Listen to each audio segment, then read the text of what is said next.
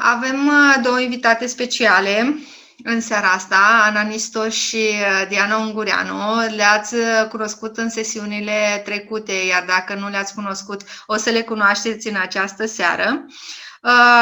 Ana Nistor, îi mulțumesc că ne-a acceptat invitația noastră și vrea să ne împărtășească cum a reușit ea, ca și mamă, să gestioneze cu ajutorul uleiurilor esențiale durerea osoasă resimțită de propriul copil și am să o las pur și simplu să vorbească liber despre experiența ei. Bună seara, mulțumesc, Sorina. Eu sunt Ana. Mi-am făcut într-adevăr am puține emoții, sper să le depășesc împreună cu voi în seara asta.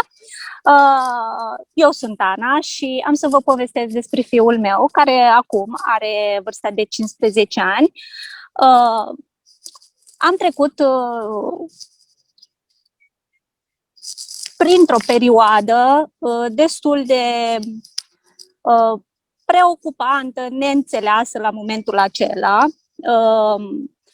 Pe parcursul poveștii o să înțelegeți și de ce. Fiul meu joacă fotbal de la vârsta de 7 ani, pasiunea vieții lui, de când era... Practic, de când a făcut primii pași cu tatălui, foarte multe după amiezi le petreceau împreună cu mingea, în parc. Când îl întrebai ce vrea să se facă când va fi mare, era foarte, foarte entuziasmat, îți spunea fotbalist. Însă, cu toții știm că acest sport necesită o muncă, multă muncă și dedicare. Au trecut ani și Antonio era din ce în ce mai implicat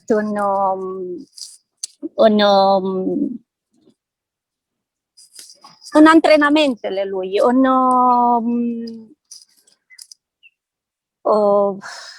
cer scuze. Ajunsese să-și asume și alte responsabilități a celorlalți coechipieri, dar el făcea față, așa părea. Însă, în anul 2019, a decis să se mute la o altă societate, îndemnat de un prieten, care el deja era acolo de mai mult timp, ca între copii. Hai, vino, că o să ne distrăm împreună, o să facem meciuri și meciuri, o să câștigăm turnee împreună. La momentul ăla, Antonio, n-am putut nu să-l refuz. Era alegerea lui, am respectat-o. Acomodarea acolo a decurs destul de bine. Antonio era foarte încântat și își dădea interesul să se integreze în echipă, dar și să se diferențieze la nivel personal, cum este și normal în fotbal. Cum antrenorul avea preferințe, din păcate, simpatii, și Antonio nu a fost una dintre ele, la nivel emotiv băiatul meu a început să se simtă marginalizat. Chiar și în favoarea unor coechipieri care la nivel de echipă se exteriorizau neadecvat. Pot să vă spun aici jigniri, bullying, din păcate. Lucrurile mergeau din ce în ce mai rău și totul a culminat la turneul în deplasare la Sanremo. Deci după 4 luni de meciuri și antrenamente pregătitoare, pentru Antonio a fost devastator faptul că, deși era sigur de competențele sale, antrenorul a decis ca el, în acea zi care pentru el era foarte entuziasmat, a decis în acea zi să-l lase pe bancă. Efectiv, l-a lăsat pe margine, pe bancă. Sper că așa e corect. Sper ca lumea să înțeleagă ce vreau să spun. Vă dați seama cât de frustrat a fost și cât de demoralizat a fost Antonio în momentul acela. Imediat au apărut și consecințele. Deci, vă spun, imediat înseamnă că instant i s-au umflat genunchii. El, când a revenit acasă, mi-a povestit cum a fost tot antrenamentul înainte. Ca să faci un meci, te pregătești înainte. Și totul a decurs bine, totul a fost minunat. Copii, ei se oricum găsesc, mai ales când dau mingea, nu există să nu aibă motivul ăla de bucurie. În schimb, Antonio atunci nu știu, cred că momentul ăla când antrenorul a decis, când a format echipa și Antonio nu mai făcea parte din ea, momentul ăla a fost foarte demoralizant pentru el. Atunci, după ce el mi-a povestit cum a fost, că i s-au umflat instant genunchii, când a ajuns acasă, am înțeles că a fost un conflict de devalorizare. Exact ce ne povestea Simona în seriile trecute. Am și început să cer sfaturi pe grupul Donectar, dar am și mers pe intuiție și ceea ce mai știam eu și am început uleiala, că eram încă din 2017, eu le foloseam, uleiurile le folosim, fac parte din familia noastră și ne-am pus pe uleială. Noi am folosit, aveam uleiul Deep Blue, am început cu masaje zi de zi, am achiziționat și crema, la momentul acela nu o aveam, am folosit regele uleiurilor, tămâia, intern câte 2-3 picături în capsulă, de 2 ori pe zi. Aromataci l-am integrat și pe el, alternam, să vă spun mai precis, alternam. Am mers și pe intuiție. Am mai folosit, în schimb, i-a fost eficientă și gheața lui Antonio. În momentul când el, de exemplu, când a ajuns acasă și noi am mai continuat să mergem la antrenamente, el venea după anumite antrenamente, venea cu genunchii inflamați și puneam imediat gheață și după aia începeam cu uleiala, cu uleiul luat intern. Protocolul l-am făcut zi de zi, țin minte, 21 de zile, după pauză, 7 zile, totul a fost minunat. În schimb, acum m-aș fi axat și pe partea emoțională foarte mult. Atunci nu am făcut-o. Simt că am aprofundat NMG-ul între timp și realizez că uleiurile la nivel emoțional sunt fabuloase. Sunt fabuloase. Ne ajută să conștientizăm, de fapt, trauma psihologică, să o analizăm, să ne împăcăm cu situația fără a ne mai învinui, adică să ne iertăm. De fapt, vindecându-ne,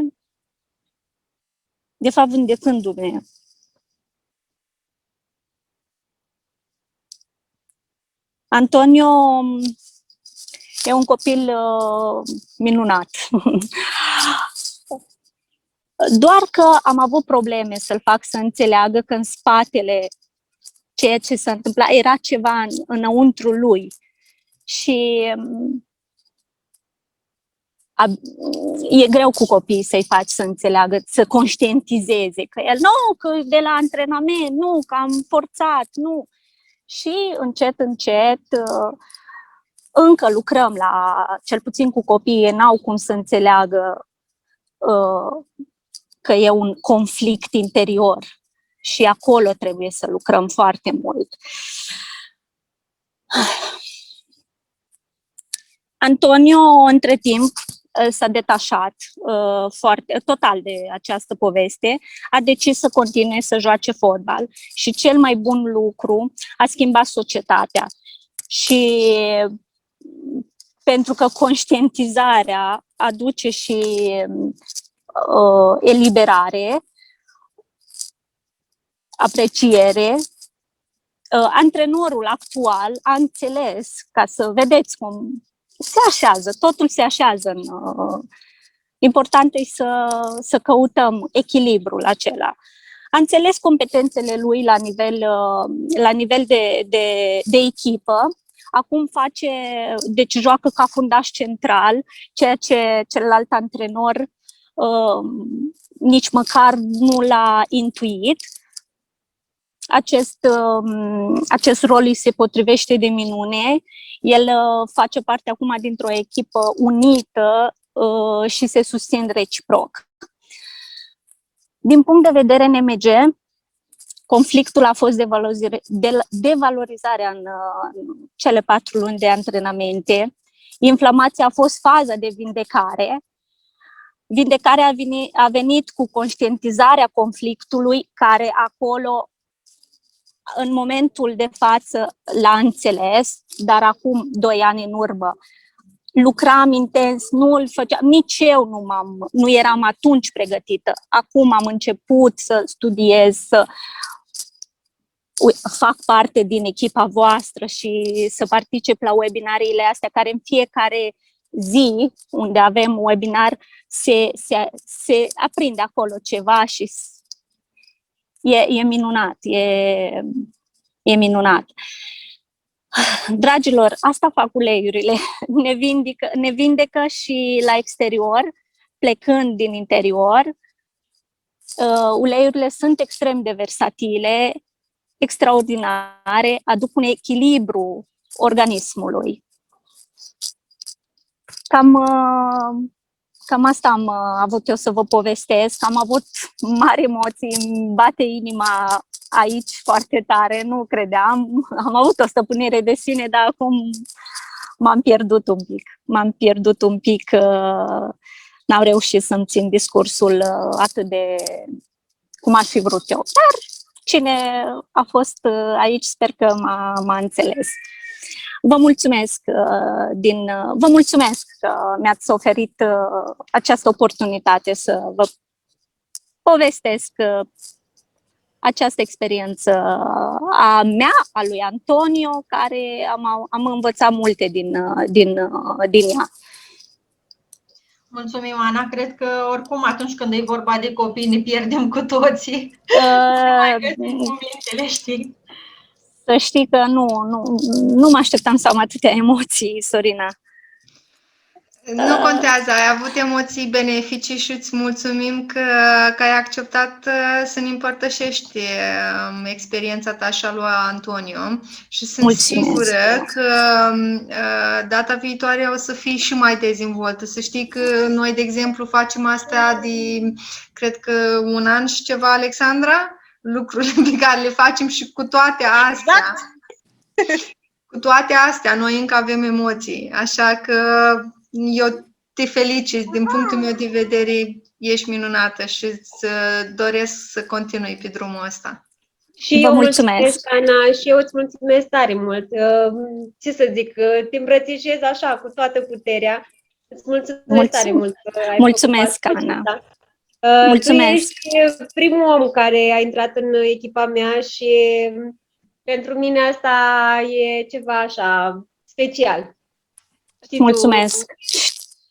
Știu, da. Știu. Îți mulțumesc că mi-ai adus în inima și în casa mea aceste minuni.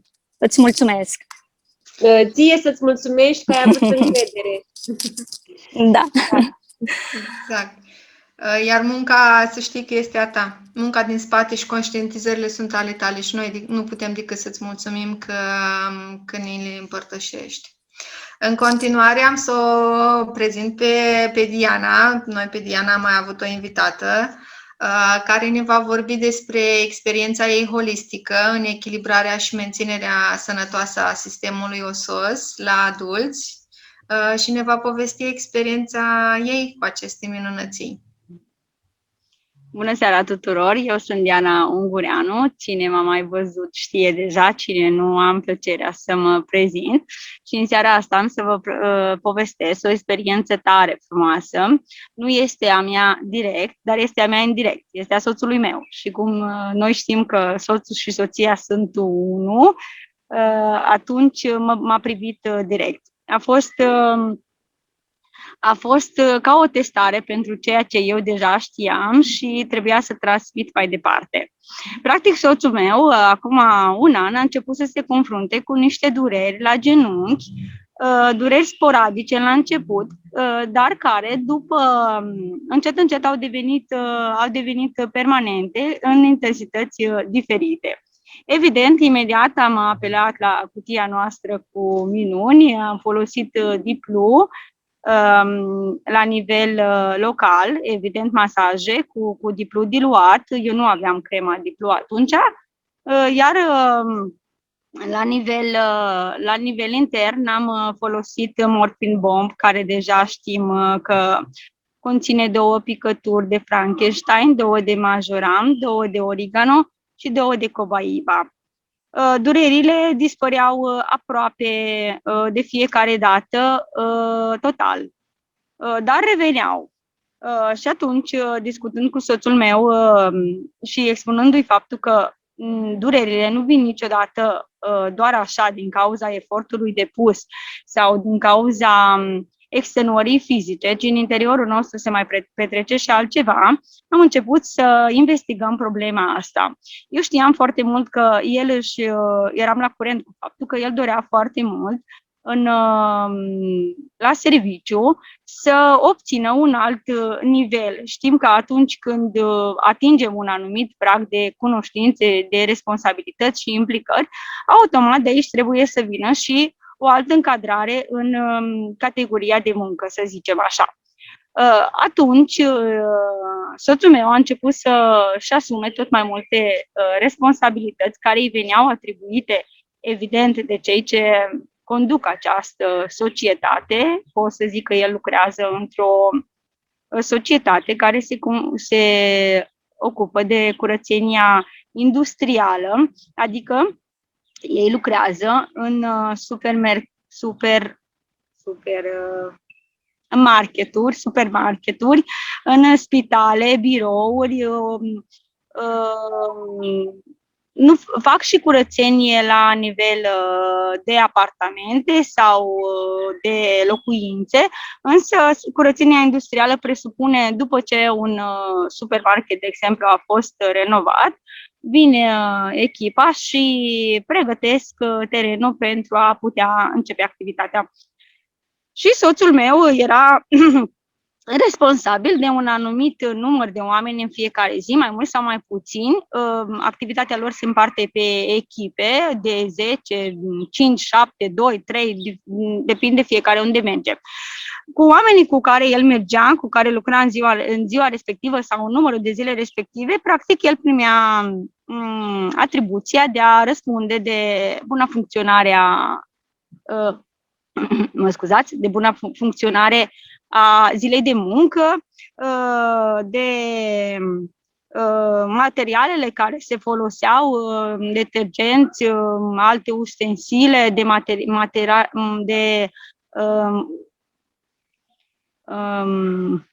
acum vă dau un exemplu, că nu știu cum se numește în românește. De exemplu, dacă folosim acasă aspiratorul, ei au aspiratoare industriale. Dacă acasă folosim acela de curățat geamuri, ei au ceva asemănător. Deci, practic, el răspundea de toate lucrurile astea.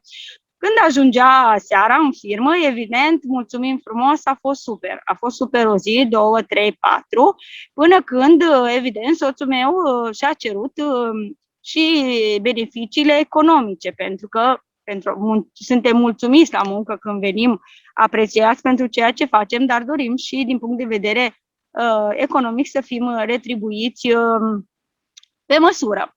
Și aceste retribuții nu veneau sub motive că nu este chiar acum momentul, trecem pe situație națională, știm noi prin ce trecem acum, și atunci mai așteptăm un pic, trebuie să fim mulțumiți că avem de muncă, deci vorbă multă și bani puțin, cum se zice.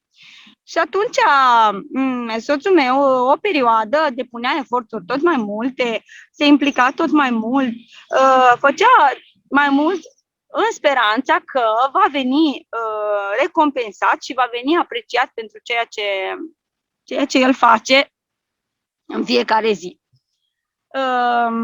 Lucrurile nu stăteau așa. Noi știm că noi știm că șeful are o grămadă de lucruri pe capul lui, nu se gândește nici într-un caz să vină într-o zi să ne ia în birou și să ne zică noroc de tine că altfel de tine, că dacă n-ai fi tu, firma asta s-ar duce de răpăr. Nici într-un caz. Cu cât lucrăm mai mult, cu cât depunem eforturi mai multe, cu atât ei sunt mai mulțumiți, dar contează foarte mult și ceea ce noi transmitem.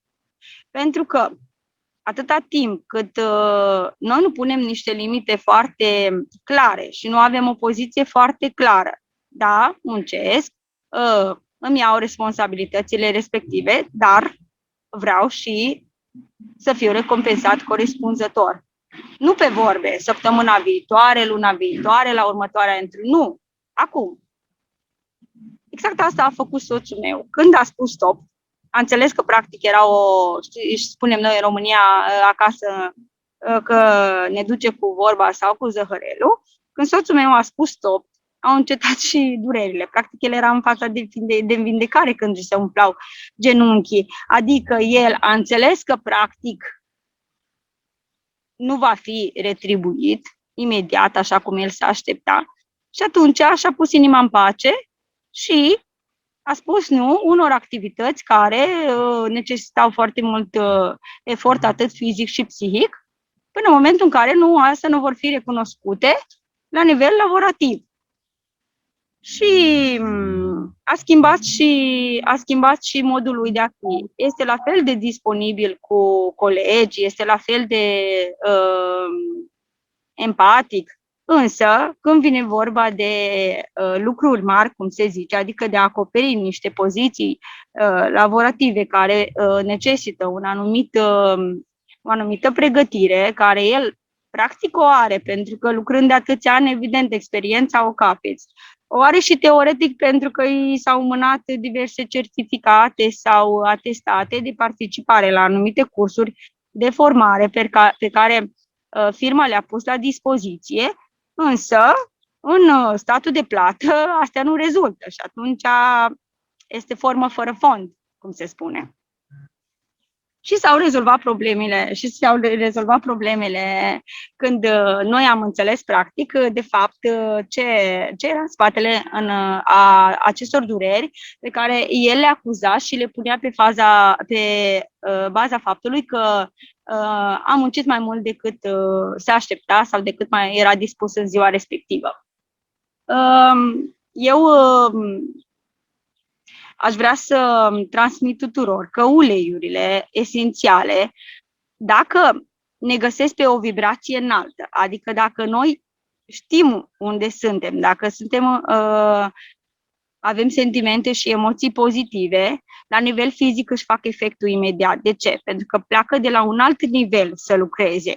E ca atunci când ne prinde, știți, pe picior greșit. Dacă te-a prins pe picior greșit, evident că până ne aduce în echilibru, este nevoie de un pic de muncă pe care uleiurile o fac, dar dacă pleacă de sub 0, până să ajungă la 0 se depune un efort mare. Iar după aceea, ca să urge pe scară până la 1, 2, 3, evident asta este o scară doar teoretică pe care o prezint, nu vorbim despre scări graduale fizice, atunci în momentul în care noi suntem pozitivi și știm ceea ce ne dorim, uleiurile acționează instantaneu, la nivelul cel mai înalt. Adică, psihic, înțelegem care a fost conflictul din spate, înțelegem care a fost poziția noastră față de acest conflict, adică cât am fost eu de predispus personal să fiu afectat de împrejurările în care m-am găsit, sau cât am fost de predispus să înțeleg din prima clipă că, practic, în astfel de situație, eu emoțional nu vreau să mă implic. Nu mă privește, eu știu cine sunt, eu știu ceea ce merit, eu știu ceea ce știu să fac și atunci, când eu transmit clar lucrul ăsta, vin apreciat ca și atare și vin și retribuit, în cazul în care vorbim de muncă, corespunzător. Apropo de asta, soțul meu este încă în așteptarea promovării, dar o așteptare pasivă, care el este sigur că va veni în momentul în care va transmite 100% că nu poate fi corupt, să zicem așa, că nu este vulnerabil niciun pic. De ce? Pentru că între timp, de când s-a întâmplat chestia asta, a fost convocat de mai multe ori de către superior, ca să zic așa, de către, nu șeful, dar o persoană într-un grad mai înalt sau mai multe persoane dintr-un grad mai înalt, în care i s-a propus și repropus să își asume responsabilitățile pe care el le refuzase, dar sub diferite beneficii economice inferioare a ceea ce el își dorește. Compromis pe care, evident, soțul meu nu l-a făcut din proprie inițiativă și în care eu îl susțin și mă bucur că nu l-a făcut, pentru că cu cât noi suntem mai vulnerabili, cu atâta viața ne pregătește diferite situații și momente în care să depășim lucrul ăsta, să-l conștientizăm și să înțelegem că mai avem de lucrat cu noi înșine pentru a fi în echilibru. Adică ceea ce este în interior să fie și în exterior. Dacă eu mă duc la muncă, la serviciu și muncesc și sunt conștiincios și fac ceea ce am de făcut, mai sunt și empatic cu colegii noi veniți în echipă care nu au aceleași cunoștințe, dar pe care noi automat le împărtășim, le dăm o mână de ajutor, le prezentăm cum se desfășoară o activitate, care este rolul nostru, atunci evident că mă aștept și să fiu și recompensat din toate punctele de vedere, nu numai la nivel ce bine că ești tu, mulțumim frumos, și când s-a închis ușa biroului, a rămas nimic la mijloc. Deci nu se creează un raport de confidențialitate între muncitor și șef superior. Cam asta este conștientizarea. Aș putea adăuga că și eu, de-a lungul timpului, am lucrat în mai multe medii și în mai multe locuri, dar totdeauna am plecat pozitivă la drum. În sensul că, nefiindu-mi recunoscute studiile, eu locuiesc în Italia, nefiindu-mi recunoscute studiile aici, am început să lucrez prin diferite lucruri, prin diferite locuri, ca și muncitor necalificat sau calificat în primă mână. Mereu obiectivul meu a fost, ok, azi mă duc acolo, pistolul 1, eu vreau să fiu acolo sus, unde am și ajuns mereu. De ce? Pentru că eu am fost clară mereu, că m-am dus la muncă și am de făcut asta. Bun, eu îmi fac cu conștientiozitate, a doua zi, a doua săptămână, a treia, când mi s-a spus, ai putea să faci asta, ai putea să faci asta, sigur, încercăm, eu sunt dispus să învăț. După o lună de zile, eu am reevaluat contractul de muncă. Ok, până acum îmi dădeai la ora atât, acum cât îmi dai că fac și lucrul ăsta? Când a fost, da, se poate, am continuat. Când a fost, nu se poate, de obicei m-am reorientat. Pentru că unul din principiile mele de viață este când se închide o ușă, se deschide o poartă. Dar noi trebuie să închidem ușa ca poarta să se deschidă. Dacă noi nu închidem ușa și zi de zi facem același lucru și facem aceleași compromisuri și nu ne mai iubim pe noi și nu mai ținem cont de ceea ce noi vrem, dacă ne simțim bine acolo, în mediul ăla, dacă ne place acolo, dacă găsim ceva pozitiv, dacă mă întorc acasă cu satisfacția că da, azi am învățat un lucru nou, sunt capabilă să fac un lucru nou, sunt capabilă să gestionez o nouă situație, este ok. Dacă mă duc la muncă, că vorbeam despre muncă, doar ca la sfârșitul lunii eu să văd un salariu, în schimb zi de zi mănânc nervi acolo, nici într-un caz nu o să fie, nervi și sănătatea, nici într-un caz nu o să fie pozitiv. Pentru că, un moment vă rog, unde Alex? Du-te un pic, te rog. Mă scuzați că băiatul meu a plecat în parc și eu de aici nu mai văd și am trimis-o pe Ana să vadă ce se întâmplă. În seara asta este un pic mai diferit. Reiau. În tot procesul ăsta de transformare și în tot procesul ăsta de a ne cunoaște și de a ajunge, de a ne iubi într-adevăr, personal simt că uleiurile au făcut o treabă extraordinară. Eu le folosesc intuitiv, după plăcerea mea. Cum simt? Mă uit în cutia mea cu minuni și acum aș vrea ăsta. Sau ăsta îl folosesc, câteodată le iau intern, câteodată le iau topic. Îl folosesc topic. Îl pun și în apa de baie. În difuzorul merge zi de zi cu diferite uleiuri și văd într-adevăr schimbări deosebite, pentru că cineva spune așa: când ajungi să te îndrăgostești de tine însăți, este o dragoste pe toată viața. Eu simt că mă îndrăgostesc de mine și vă doresc din tot sufletul să vă îndrăgostiți de voi și să vă iubiți și să vedeți că ăsta e sentimentul suprem atunci când în fața oricărei alte persoane, că este șeful, că este, nu știu, polițist, că este cadru medical, că este doamna învățătoare, că este de la om, eu am o atitudine demnă. Evident, politicoasă, nu vorbim aici de aroganță sau de... Dar nici într-un caz nu mă doboară faptul că persoana respectivă ar putea să-mi zică un lucru de care eu nu știu. Da, sunt deschisă la noutate, însă nu aș putea accepta ca cineva să mă desconsidere sau să nu mă aprecieze, pentru că nu m-aș mai iubi pe mine. Și vă spun că interiorul reflectă exteriorul. Cam asta am avut eu să vă povestesc în seara asta. Cred că ați înțeles faptul că uleiurile lucrează. Dacă ne dorim să lucreze la nivel fizic, mai întâi, noi trebuie să analizăm emoțional. Dar trebuie să fim și foarte atenți la vibrație.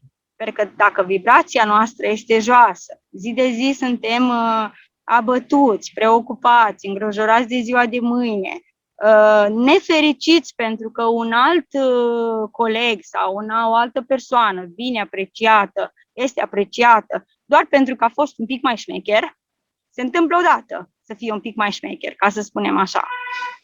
Când noi suntem drepți, când suntem statornici, când știm cine suntem și când ne asumăm asta, atunci lucrurile vin și din exterior, așa cum vin din interior. Dacă noi ne iubim, ne vor iubi și ceilalți. Astăzi mi s-a întâmplat un lucru extraordinar. Am fost undeva, într-un loc, și a intrat o doamnă și a făcut o afirmație. Vorbea la telefon și a zis: nu mai poți vorbi în ziua de astăzi cu nimeni. La orice companie suni, îți răspunde un robot. Și am intrat în vorbă cu ea și când a plecat, a fost un feedback de la extraordinar. În 3 fraze mi-a spus niște lucruri. Am zis: mama mia, rezonează perfect cu mine doamna asta, de unde a venit? Și când a plecat mi-a mânat o carte. Și mi-a zis așa: cartea asta a citit-o soțul meu înainte să moară și ultimele lui luni, după 40 de ani de conviețuire împreună, nu tocmai fericită, ultimele lui luni era perfect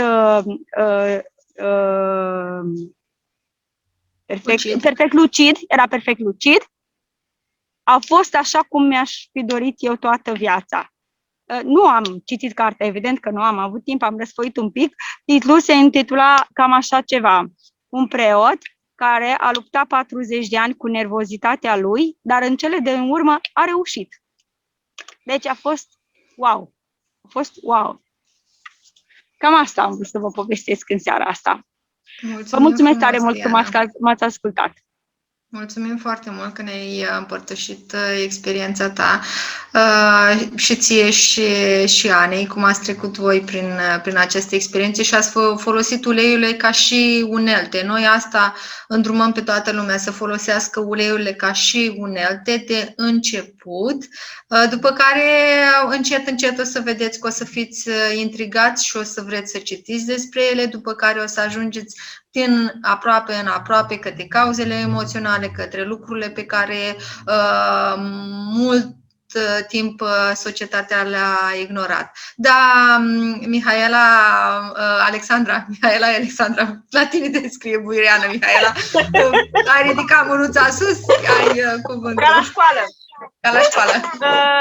Eu am o rugăminte la Diana, dacă ar vrea să lase pe Facebook într-un comentariu exact ce carte a primit, pentru că mi se pare chiar foarte interesant titlul și m-a făcut curioasă.